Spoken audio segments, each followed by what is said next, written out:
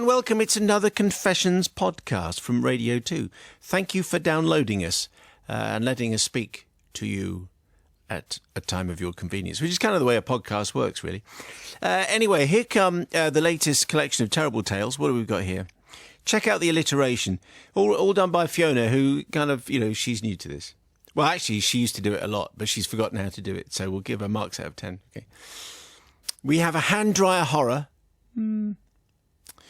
Some Popmaster porkies. Oh, I quite like that. Some naughty naval know-how. That'll do. And some ribald rugby revenge. Yeah, she can stay. So this comes from Lady Biker from North Yorkshire. Dear Father Simon and the Kind Collective, my story starts 27 years ago when I met my husband at a motorcycle club in Leeds. We went everywhere on motorbikes, and over the next decade or so, as funds would allow, I invested in some high-quality, expensive, protective clothing. So, fast forward 12 years and the arrival of children. So the motorbikes got exchanged for family-friendly cars, and the expensive clothing got archived to the back of the wardrobe. So now let's fast forward again, this time to this summer. The kids are now in their teens. Well, it's time to introduce them to the joys of motorcycling with a motorcycling tour of Scotland. Motorbikes were bought. Expensive protective clothing was bought for the children. Accommodation was booked. In fact, with so much expense that my husband and I decided not to update our own protective clothes. We would simply retrieve our old clothes from the back of the wardrobe. After all, it was good quality stuff. Well, we had a wonderful holiday in Scotland. The weather was stunning and everyone enjoyed themselves. The only problem came on the journey home, which entailed travelling over 400 miles in mostly heavy rain. It became clear very early on that my waterproof trousers had not survived the archiving years as well as I'd hoped. They looked fine, but they were about as waterproof as an ice cream cornet. After about 100 miles, I was soaked to the skin in a most unfortunate place. After 300 miles, we stopped for some petrol, and by this point, my bottom half was cold, aching, and frankly extremely unpleasantly damp. So we adjourned to a fast food restaurant that happened to be opposite the petrol station, and I went straight to the ladies, as needs must. I slipped inside and locked the door behind me. It was one of those door handles where you turn the handle up to 12 o'clock, and the connected lock part moves into the catch at 9. So everything is fine, the door is locked, and we're all sorted. Okay, got it. Yes, well described. Thanks. Yeah. I'm just reading Lady Biker. No, I know. That's what yeah. The dryer was located in the corner next to the door on my right in this very small room. I noticed straight away that the dryer was located much lower down on the wall than normal. Not a problem. I thought I'd dry my hands and I'd dry my clothes. I unfastened my waterproof trousers, I had jeans on underneath, lowered them to my knees, crouched a bit and shuffled forwards until my knees touched the wall like a limbo dancer under the dryer. I then waved my hand under the dryer to start the airflow, flapping, and yes, a powerful jet of warmth surrounded my nether regions and set to work drying my damp clothing. I congratulated myself on my ingenuity. Yes. After a few seconds, it occurred to me that the dryer was so effective. Why limit the benefit to my trousers? Nobody could see me. So just a few minutes under the dryer and I would be completely dry. I decided to go for it. So I lowered my jeans and my undergarments. I crouched down, leaning back slightly to get that limbo dance, the optimal angle of airflow, and I shuffled forwards to get myself right under the dryer. Delicately poised, precarious, waving one hand under the dryer to start the machine. I realised I needed to wave my other hand forwards and backwards to help direct the air to the required area. It was a bit tricky, a bit awkward. And that was when I heard footsteps from the corridor that sounded a little bit close, given the fact that there was a closed door in between me and the corridor, except that there wasn't. I looked over my shoulder and somehow the door handle had moved. It must have got knocked free of its catch. Without the lock in place, there was nothing to stop the door from gently and silently opening and revealing the occupant of the toilet, me, in what could only be described as an unusual position. Essentially bottomless and limbo danced up against a wall, wafting my hands. Well, startled beyond belief, the owner of the footsteps ran for her life with a terrified expression on her face. I didn't hang around either. Me and the rest of the family, once I'd given them a quick précis, were back on our bikes and disappearing out the car park faster than you could say, somebody call the police and get a therapist. Father Sam, while I have no trouble seeing the funny side of this, I'm afraid to say my teenage daughters do not share that sentiment. I ask for forgiveness from them for the trauma and shame I cause them every time I mention this event. And I ask forgiveness also from the innocent bystander who copped an eyeful that probably put them off their burger. I feel I also need to ask forgiveness from any person who was unable to use their designated facilities for a short while, although on the positive side, the room would have been lovely and warm when they did go in. Kind regards and everything crossed. Lady Biker from North Yorkshire. You know, I reckon there are probably quite a few tales of... Well, it's a very powerful jet of air, isn't it? And it could be quite useful if you find yourself soaked to the skin on a motorbike. I reckon a few people might have done the same as Lady Biker. So, Sister Bobby, what do you say? How do you plead? Well, slippy tiles and a strong blower are kind of just you know, something's going to happen, isn't it? I thought actually we had a casualty situation and they had to break into the toilet. That's taking it one step further. No, She's no, really no. lucky. She was perfectly fine. She was fine. still in full flow. Really. Well, of course you're forgiven because it's such a, you know, great idea. You know, dry yourself off. It's absolutely fine. And the other lady, I'm just glad it was a lady. It could have been a gentleman. They could have. Yeah, that would have been a little bit. That would have been even worse. At least it was another lady. The other thing is, I mean, it was good that it was a down-flowing dryer. I mean, if it would have been an up-flowing one, you know, there's really, really strong ones. It would have been a very difficult position you'd have to get into, wouldn't it? That would have been even worse. Because there are some where you have to actually plunge your hands into the dryer. Imagine what that would happen. Yes, she was very lucky. Yeah. She was very, very lucky indeed to be able to dry herself off. If your children didn't forgive you, never mind. It's a story that they can use later. Dry on. your eyes, mate, and anything else. That's, you're forgiven. Anything else Lovely. you can plunge into this particular receptacle. What do you say, brother? Well, Matt? obviously Lady Biker is going to be forgiven, not least because of the image she has painted in all of our heads tonight. Well done for that. I would maintain that everyone's worst nightmare is the loo door that you think is locked but isn't locked, and I'm sure I'm not the only one who, when they go into the loo, checks and then checks again. That's definitely locked. I'm going to try and open it now, because that's the problem with those doors, the ones where you turn the handle, is you think, well, if I open it by turning the handle, then of course it will open. I need to know that it's not going to open when I leave it. So there it is, the dilemma for the ages, I would maintain. So yes, forgiven. Well done. All right, so you do forgive. Yeah, okay, well, I wasn't quite sure which way you were going to go. So let's see what we can do with tonight's rather uncomfortable, disturbing confession. Do we do a warning before this? No. Okay. No, not unless you work on a particular show on this network. Really? Because that's what it relates to. Oh, I say. Michael sends in tonight's confession. Dear Simon and the Ever-Forgiving Collective and Ken Bruce, says Michael. Right, okay. It is with much soul-searching and guilt that I have to come clean and repent my sins that we, and that's the royal we, have been committing on a monthly basis for the last 18 months. I own a camper conversion company in Wakefield, and we, that's myself and Larry, who works with me, enjoy nothing more than listening to Popmaster with Uncle Ken during a cuppa at 10:30. We work as a team and usually do all right with the questions, me getting all the 80s and older questions, and Larry getting the more up-to-date music. Well, it was back in the earlier part of last year when I had to drop some seats in with our upholsterers, and I noticed that the upholsterers, they also took an avid joy in listening to Popmaster. Tony and Ricky, it is, working there. However, they must have more money than me because they were listening on one of the brand newfangled DAB radios while we just have FM. Now, I joined in with them answering the questions, and I noticed that they were as evenly matched intellectually and Popmasterly as Larry and myself.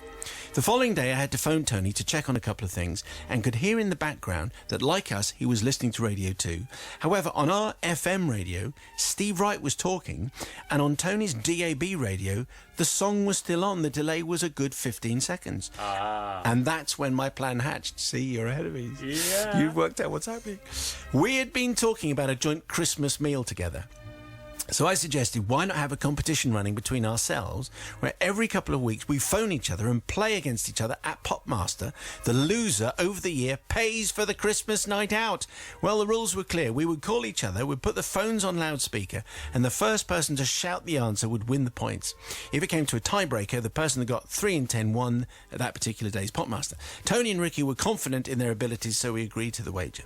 Week 1, we sprung our plan into action with our radio turned down so they couldn't didn't hear it. We got more of the questions right and claimed first blood. We could not believe it, and we carried on in this manner every couple or so weeks. Every now and again, we would let them win, keeping quiet or just pretending that we didn't know by just shouting out a wrong answer every now and again, not to arouse suspicion. But obviously, because they got the FM signal first, then they can get the answers first, and so on. They're a big cheaty bunch. All went well until one day when we were evenly matched in the points, because there wasn't much of a gap between the FM and DAB signal on this particular day. It's hard to cheat on the 3 and 10, so it was hit or miss if we got them. However, we soon worked out that in the excitement, you couldn't really hear what was being shouted by 4 people over mobiles on loudspeaker. So the deception grew deeper the next time we hit a tiebreaker, and me and Larry hatched a plan. What we did was just shout random words. Like love, girlfriend, crying, sunshine. You get the idea. And then start shouting excitedly, yeah, we've won the 3 and 10, yeah! It was all a bit crazy, but it worked. And while one carried on whooping and hollering, it gave the other person time to listen in to Ken giving the song titles out, just in case Tony or Ricky asked us to repeat them. This is a very, very clever, deceitful manoeuvre, by the way, Michael. Well, in 2014, Tony paid up for the Christmas do, and it was quite a hefty bill, especially since we ended up at a nightclub afterwards. Hello. But of course we got all this by deception. So far this year, surprise, surprise, we're winning again, and this is why I'm now throwing myself at the feet of the collective and Ken Bruce, who is unfortunately off this week. But anyway, we'll get him to come around and kick bottom. The guilt is killing me, says Michael, and so I seek forgiveness from Tony for paying what was a hefty bill left last year, Ricky for wondering how we always manage to get 3 and 10 but always makes any excuse to leave when I'm ever over at their place and Popmaster comes on, but most importantly for Ken for using Popmaster as a pen to write out our blank cheque for our Christmas dinner and drinks afterwards. In my defence, though, I also blame the BBC for transmitting their radio signal at a delayed time, and I'm going to have to pay for this at this year's Christmas do, and I'm sure the bill is going to be huge after this tale comes out. So if the BBC want to compensate me with a Popmaster digital radio as recompense, this may help. To which the answer is absolutely not, No. you big cheater. Just to make that clear. So he actually wants his confession read out, he wants forgiveness, and he wants a Popmaster digital radio. That only goes to the people who take part and win in Popmaster. Thank you, young Michael.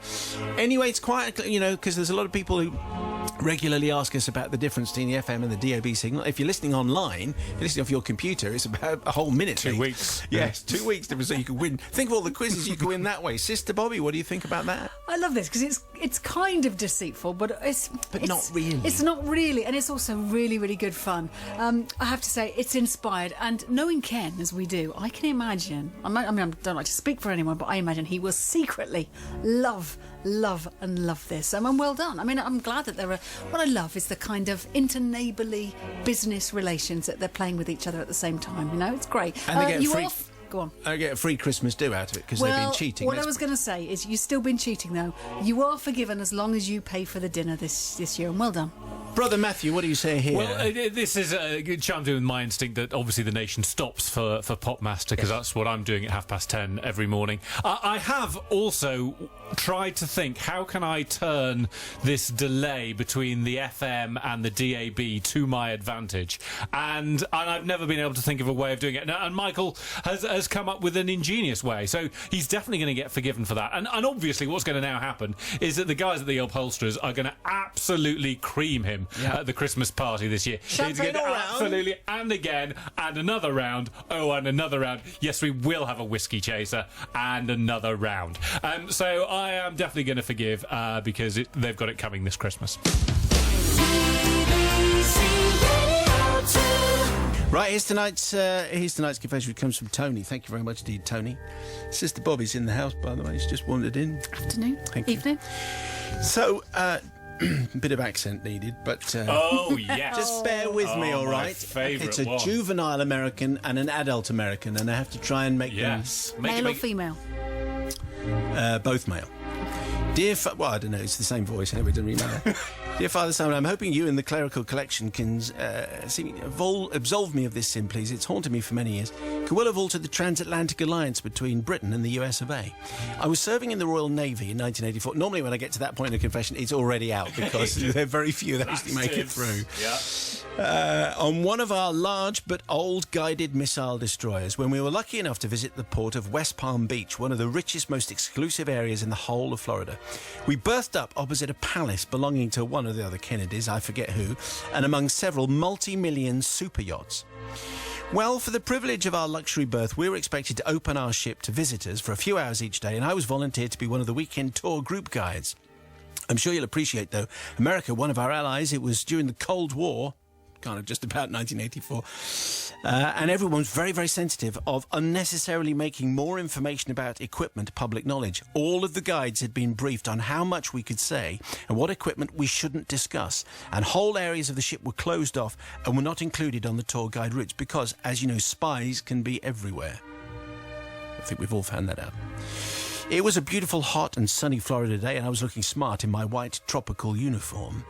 I picked up my group of 20 visitors from the flight deck, who were a nice cross-section of the public, including several pretty local ladies who seemed to appreciate my uniform. I'll bet. Yeah, go on. I was a specialist in... I put on my Hugh Grant voice. I was a specialist in communication systems, but I will gladly admit I did not have much knowledge of many of the other things on the ship. So as you'd expect, rather than look stupid in front of the ladies, I improvised when describing items of upper deck furniture. Unfortunately, my group included a 14-year-old American military anorak with his proud father. Oh, no. I soon found myself being contradicted or corrected on practically everything I said. I think the US Navy has a bigger one than that. Might be a middle-aged woman, I can't remember. I think the US Navy has a better one than that. Mm-hmm. I don't know what that is. It's Tom and Jerry, isn't it? It's Tom and Jerry. I'm standing on a chair. His father beamed proudly at the rest of the group every time his son showed how much cleverer than he was. We didn't know you guys even had a navy. That is, yeah. Anyway, the young ladies were clearly enjoying my discomfort, and I could see the opportunity of any transatlantic liaison slipping away fast. This unwanted specialist knowledge had been demonstrated 4 or 5 times, and I'd begun to grit my teeth before opening my mouth to describe the next curiosity. However, my luck changed. The young gentleman actually asked me a question. We were stood on the signal deck, which is the highest workspace you can get without having to climb the mast. Pointing up the aforementioned mast, he said, "Excuse me, sir, what is that up there?" Mm-hmm. We said all the time. Yeah. Okay. Mm-hmm. I looked where he was pointing, and it was an aerial. Now, it had a long spike in the centre and a half dish around one side. It kind of looked like one of the fittings that you'd find adorning a Bond villain's lair. The truth was, I had no idea what it was. It wasn't one of my aerials. I think it might actually have been the TV aerial for when the ship was in port. Maybe it was the Bond villain effect, but a strange, evil feeling crept over me. And I replied, "To be honest, I'm not allowed to tell you. I can't tell you what that is." Which, in some respects, was actually true, because I didn't know what it was. This really had the desired effect. I had the full attention of the crowd now. Also, they wanted to know what my young protagonist had pointed at. Well, the young man was practically hopping from foot to foot to find out what it was. The group were all staring at me, and I continued just to say, "Look, seriously, I'm not allowed to tell you what it is." I paused for suitable effect, then took a deep breath and dropped my voice to a theatrical whisper. "Well, I suppose as we're friends, it wouldn't hurt to tell you just a little." They all crowded in really, really close. I said, "Have you heard of the Star Wars initiative?" Now, most of the crowd nodded because their president had recently been making a big thing of creating a new military space capability called the Strategic Defense Initiative. Remember this? Yes, I do. Yeah. A missile defense shield to protect America from ballistic attack. It had been all over the British and American news networks. Well, this, I pointed at the TV aerial, is the British contribution to Star Wars. And I really had them now. I continued. What it is, I was making this up, it's a laser device, and we can point it at the enemy's satellites and spacecraft, and we can knock out all of their electrical circuits. It combines, and I'm really flanneling now, ground-based and orbital detection platforms, FM and DAB. No. But it's all very hush-hush, and you can't say that I told you. Anyway, they all looked at each other, dumbfounded. How had the Brits got something as advanced as this when their nation were only at the planning stages? Well, put that in your cotton-picking, oversized, overprivileged, overbearing pipe and smoke it, America. Okay. I was thinking, said Tony. Anyway, the first lieutenant couldn't work out why my group were all so hyped and talking animatedly with each other when I returned to the flight deck at the end of the tour, when all of the other groups were just drifting around looking bored. I just shrugged innocently, stood in the gangway and exhorted each of my group members to have a nice day as I stood there in my lovely white uniform for the ladies. Again. I don't seek absolution for misleading my young know-it-all alternative guide. Hey! But what I do seek absolution for is misleading all of the rest of the individuals who were in my tour group into believing that Britain had stolen a march on America and already had sophisticated space weaponry long before they'd even got the research on feasibility. I don't understand the last sentence. Anyway, so Tony misled the Americans, which I suspect is automatically going to get forgiveness all round. But let's check in with Sister Bobby from the Priory. Such a lovely story. How many times have you gone and visited something, actually with a crowd of people that you kind of maybe don't want to go? And sometimes it's a bit interesting and sometimes not. I'm actually really pleased he made stuff up and embellished, because it actually just makes a better story and actually makes you think, oh, I didn't know that. That's great. That's fantastic. Oh, and I wonder what was the nationality of those people. It could have been a mixture. How can he be so stupid, though, Tony? How can he? He's the communications officer. How does he not know what all of that? Imagine that someone stuff working is? in communications that doesn't know what they're doing. Yeah, I can't imagine. even think of how that could happen. Astonishing. But do you know what that is over there, Simon? You do a radio show, so That what's is- that? What's that box there? That is what does the- that do? What does that do? That's the 2R Group 1-3 box. Okay, what does it do? It See specialises what I mean? in making me sound. Okay, look, I Like love this me. story. I love it. Well done. I wonder whether you did get the girl, because it's that kind of anything to get the girl. Did you get the girl? That's what we don't know. That's what I want to know. Did it work? Well, I don't know. We'll find out from Tony if he sent in Forgiven. another Yeah. confession. Let's check in More with to do brother. with the whites than to do with the guide giving. The world loves a bluffer, doesn't it? And I love a bluffer as well, and there's nothing wrong with that. However, maybe, Tony, you shouldn't have been a guide Yes. if you didn't know what was going on the ship. If you didn't know what anything was, and this 2-year-old is outguessing you on everything else, then maybe you should have given the guide job to someone else. And you were just using it to flaunt around in your navy whites, trying to impress As you the would, local as you would. ladies, as all of us would do. So for that reason, I am not going to forgive. Anyway, this comes from Shane from Gloucester. So my tale is a very recent one, but will live long in my memory. The date is Sunday the 18th of October, 2015. The place, Twickenham Stadium. The occasion, Scotland versus Australia in the Rugby World Cup quarter-final. That ref's got a confession. I was going to say, this, yeah. It's not from him. It's not no, Craig, no. Well, we've changed the name. So It could be. Oh, wow. probably isn't, as you're about to find out. My 3 friends and I were very excited to be able to say that we were there on what turned out to be a great sporting miscarriage of justice. You know the one, the South African referee undoing all of Scotland's hard work in one cruel blow of his whistle. Yes, Father Simon, we witnessed the Aussies snatching the game from under our very noses, which is, of course, why all right-minded people will be supporting New Zealand for the Rugby World Cup final, because Australia shouldn't be there, because Scotland should have got through and Australia shouldn't. Okay. Is that included in the... No, that was just me. That was a it little just detour. A bit of Well, true. editorialising by the presenter. Do you think that's- Fine. Okay. Okay. Needless to say, all the Scots, and in fact anyone who wasn't Australian, was devastated, and something had to be done. As we headed back to Twickenham Station, we joined the throngs of supporters who felt the only way to ease the pain was to have a pint or two for the long journey home. We got onto the train at Twickenham Station for the hour-long ride to Reading, where we're going to catch our connection home to Gloucestershire.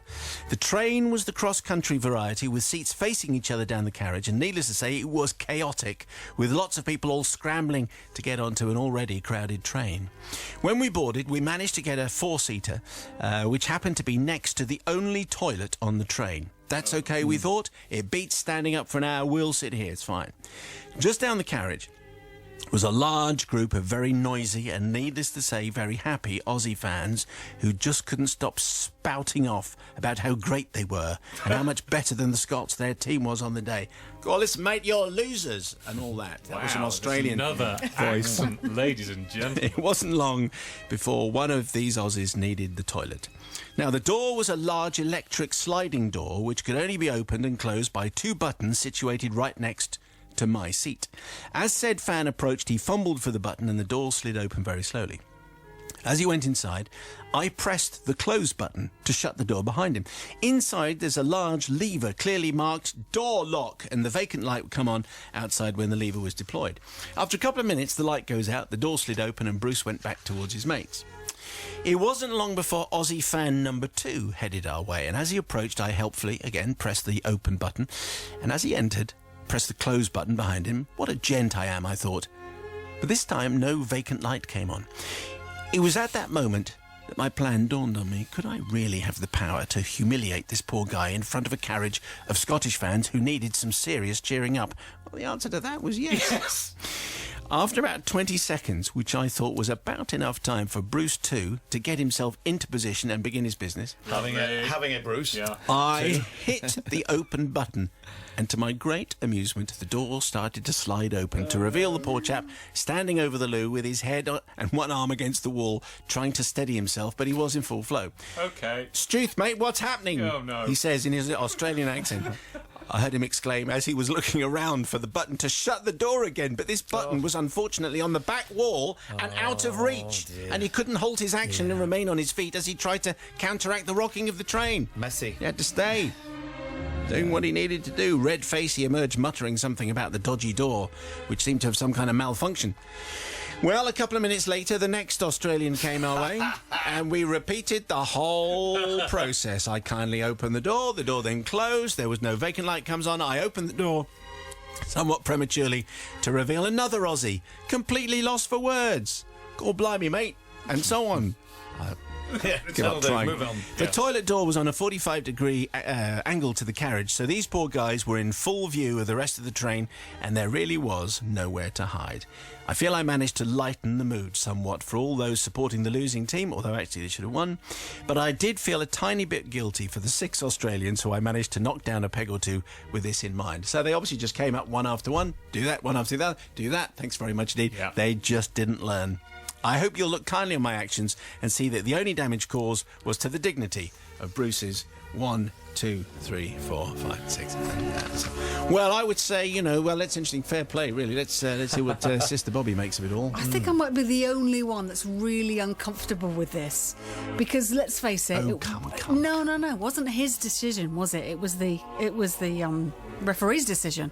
It wasn't. Yeah, but the Aussies are giving it large. Well, you know what? And also, the situation could have been worse. When you open that door, you're assuming you're going to get the back view of somebody.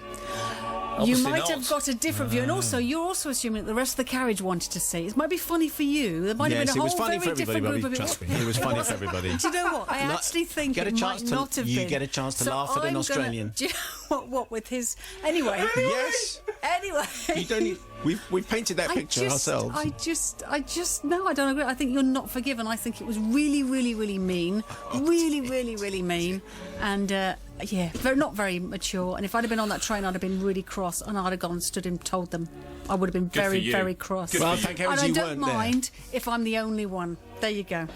Not forgiven. Is the novice. I'm glad you weren't on that train, Bobby, obviously for you and them. But knowing those trains quite well, actually, when the door swings open, you don't get a back view, you get a complete front view. And Big in the Outback has another word meaning to it. The whole thing. You do, because he's standing over it. It was point. He wasn't sitting down. Yeah, so I think that could have been, but that was 5 of them. So they were coming out in hordes and members of Parliament. So on that occasion, I think that's a bit too much, Shane. On this occasion, I'm going with Bobby. And because of that, the full frontal exposure, it's a terrible image. It is. I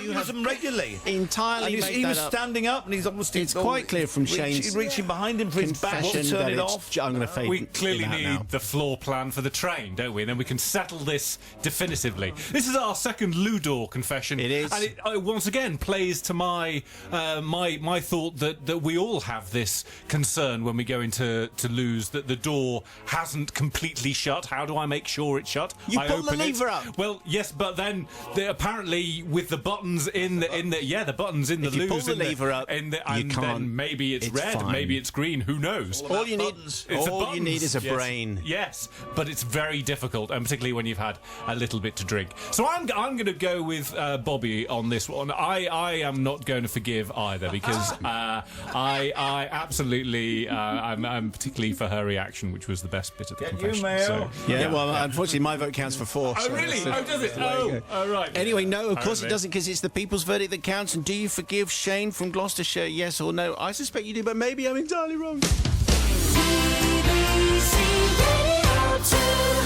Anyway, they were this week's confessions. Thank you very much indeed for getting this far. Actually, if you did get this far, can you tweet me just using the word confession? So just if you just tweet confession. It's just nice to know who actually gets to this point, because I reckon most of you kind of, no, I can't be bothered now. He just waffles away at the end. So if you've got a confession, you can email confessions@bbc.co.uk. We'll do more in a week. The Weekly Mayo is not available to download now because it's all chopped up into little pieces, and you can hear all the best bits on the website. Thank you so much. Tweet confessions. Thank you.